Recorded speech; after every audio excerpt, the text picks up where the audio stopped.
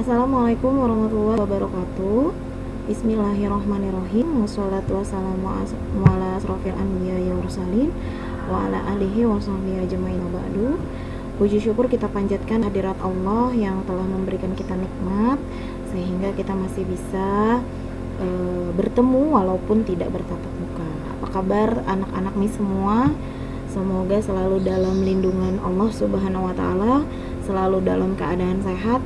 Walaupun di rumah saja, Miss Ika berharap kalian bisa tetap produktif. Habituasi-habituasi yang diberikan oleh sekolah bisa kalian laksanakan dengan baik.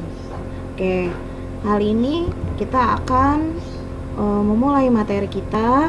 Lanjutan dari kemarin masih dalam bab sejarah tentang masa praaksara. Kemarin kita sudah membahas masa praaksaranya secara periodisasi atau secara geologis.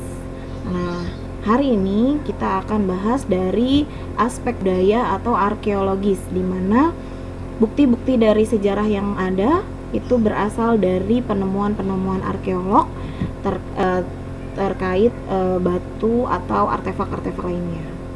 Oke. Apa sih tujuan pembelajaran kita kali ini? Yang pertama, sudah pasti kalian bisa mengidentifikasi apa perbedaan dari masa praaksara secara geologis dan secara arkeologis. Nanti yang ketiga kita akan bahas tentang sejarah terkait masa praaksara terkait kehidupan yang ada. Terus yang kedua, bisa mendeskripsikan apa sih yang menjadi perkembangan masyarakat di masa praaksara. Kita semua tahu bahwa di zaman praaksara manusia tidak mengenal tulisan. Yang ketiga, tahu apa bentuk-bentuk kebudayaan yang ditinggalkan dari masa praaksara. Kita lanjut ya, kita masuk ke pembahasan. Pada masa praaksara, secara arkeologis pembagiannya itu dibagi menjadi dua zaman. Yang pertama itu adalah zaman zaman batu. Dilihat dari artefak atau arkeolog yang ditinggalkan dalam bentuk bebatuan. Yang kedua adalah zaman logam. Kalau tadi batu itu berasal dari bebatuan, kalau logam di peninggalan-peninggalan yang bersifat logam. Kita lanjut, zaman batu. Zaman batu, zaman praaksara itu dibagi menjadi 4 bagian. Yang pertama ada namanya zaman batu tua, zaman batu tengah, zaman batu baru, dan zaman batu besar. Kita buka satu persatu. Yang pertama adalah zaman batu tua, atau nama lain dari zaman batu tua adalah Paleolitikum. Kata Paleolitikum berasal dari kata paleos yang berarti tua dan litikum yang berarti batu. Jadi zaman batu tua atau Paleolitikum adalah zaman di mana berlangsungnya kurang lebih 600.000 tahun yang lalu. Jadi belum ada tulisan, belum ada apapun. Nah, itu ada zaman batu tua.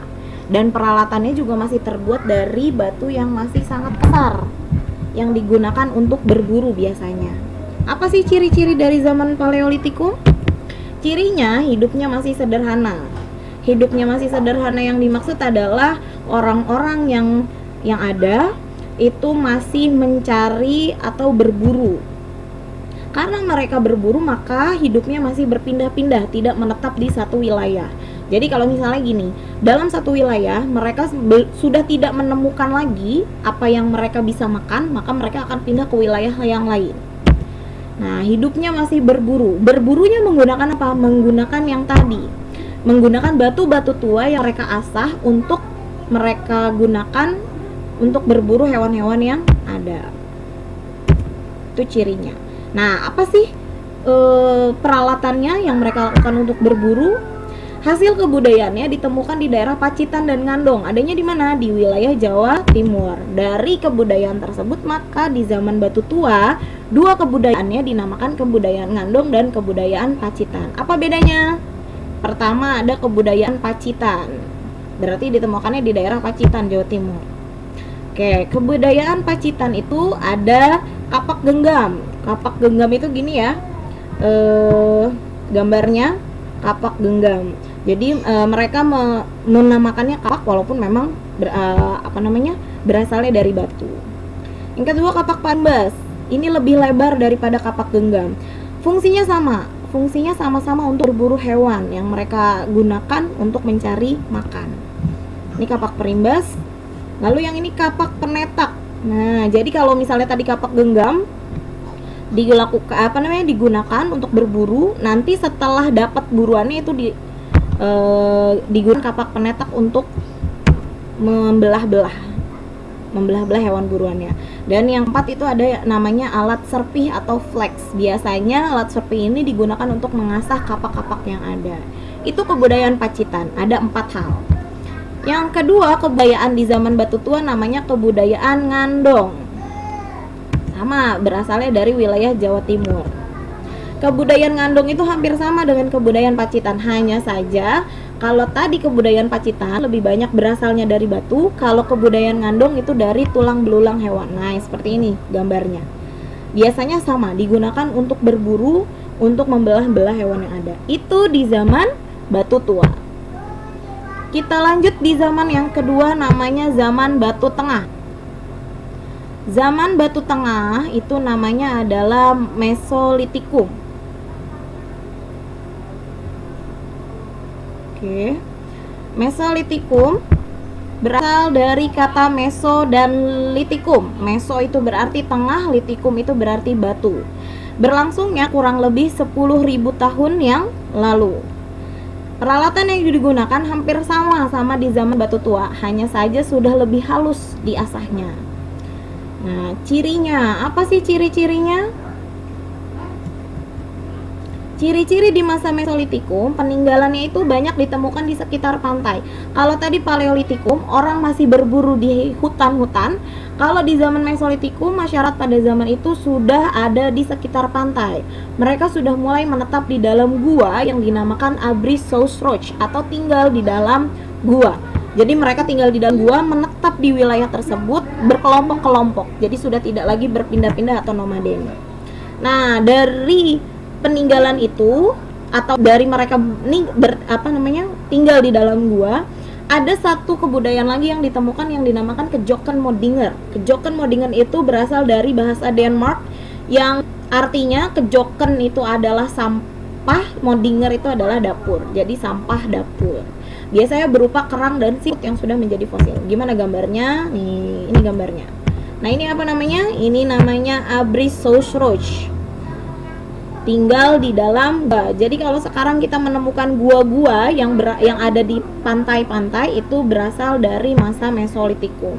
Nah, ini yang dinamakan Kejoken Modinger. Biasanya ada di sekitar pantai. Mereka setelah berburu kerang, berburu siput untuk dimakan, mereka tumpuk di dalam gua-gua mereka yang menjadi sampah dapur atau Kejoken Modinger. Selain itu, ada 3 kebudayaan yang berasal dari Mesolitikum. 3 kebudayaannya adalah pebble kultur, sama merupakan kapak genggam, bone kultur yaitu tulang hewan, dan flake kultur atau alat serpih. Bedanya dari masa Paleolitikum, di masa Mesolitikum semuanya sudah lebih halus di serpihnya. Kita ke zaman yang ketiga, namanya adalah zaman Batu Baru. Oke, di zaman Batu Baru namanya adalah Neolitikum. Zaman Neolitikum. Kata Neolitikum itu berasal dari kata neo yang berarti baru dan litikum yang berarti batu. Berlangsungnya kurang lebih 6.000 tahun yang lalu. Peralatan yang digunakan sudah lebih indah bentuknya. Jadi kalau awal-awal kita cuma lihatnya adalah batu, terus yang kedua sudah lebih diasah. Di zaman Neolitikum mereka sudah pandai untuk membuat suatu perkakas. Jadi bentuknya udah seperti cangkul biasanya gitu. Apa ciri-cirinya? Ciri-cirinya yang pertama adalah sudah menetap dan bermasyarakat. Jadi kalau tadi di zaman Mesolitikum mereka cuma tinggal di dalam gua, itu berkelompok-kelompok, tidak mengenal sosialisasi. Di zaman Neolitikum mereka sudah mulai mengenal yang namanya bersosialisasi dan sudah menetap di satu wilayah. Nah, orangnya sudah mulai tahu cara bercocok tanam dan berternak. Jadi tidak lagi berburu. Kalau di zaman Paleolitikum itu berburu, Mesolitikum mereka pun masih berburu, tapi di zaman Neolitikum mereka sudah mulai bercocok tanam dan berternak. Jadi sudah mulai lebih tahu ragam-ragam dari tumbuhan dan hewan yang bisa dimakan. Nah, alat yang digunakan juga sudah lebih diasah dan sudah lebih indah, ada bentuknya. Nah, ini kebudayaan yang ada di zaman Neolitikum. Ada kapak persegi dan kapak lonjong. Biasanya di kapak persegi dan kapak lonjong ini biasanya diberikan kayu yang lebih yang jadi lebih terlihat seperti apa namanya, cangkul. Nah, yang ketiga itu ada yang namanya gerabah. Gerabah ini biasanya digunakan untuk tulang belulang hewan yang nantinya akan dijadikan. Di zaman Neolitikum ini tulang belulang hewan itu berharga. Mereka biasanya menggunakan tulang belulang hewan untuk alat tukar, atau kalau kita bisa bahasakan sekarang adalah untuk jual beli barang. Itu di zaman Neolitikum. Terakhir adalah zaman batu besar. Namanya aja sudah besar, berarti namanya adalah zaman Megalitikum. Karena waktunya tidak pas atau waktunya tidak cukup, maka kita lanjutkan di video berikutnya, di pembahasan berikutnya tentang Megalitikum dan zaman logam. Dari Misika cukup sekian. Semoga apa yang kalian dapatkan dari pembahasan ini bermanfaat, bisa kalian pahami dan cerna dengan baik. Sudah ada semuanya di dalam buku paket kalian. Misika hanya membantu untuk membimbing lebih jelasnya. Kita akan ketemu lagi di video berikutnya tentang Megalitikum dan zaman logam. Alhamdulillahirobbilalamin, kita sudahi pembahasan kita kali ini. Masing-masing dari kalian juga mengucapkan hamdalah agar apa yang kita pelajari bisa berkah dan bisa bermanfaat untuk kalian. Terima kasih. Tetap di rumah, tetap sehat, terapkan cuci tangan yang baik, gak usah keluar-keluar terlebih dahulu. Lakukan waktu-waktu yang ada di kalian untuk lebih produktif, mempersiapkan apa yang nanti kita hadapi, yaitu bulan Ramadan. Dari Misika cukup sekian, kurang lebihnya mohon maaf. Wassalamualaikum warahmatullahi wabarakatuh.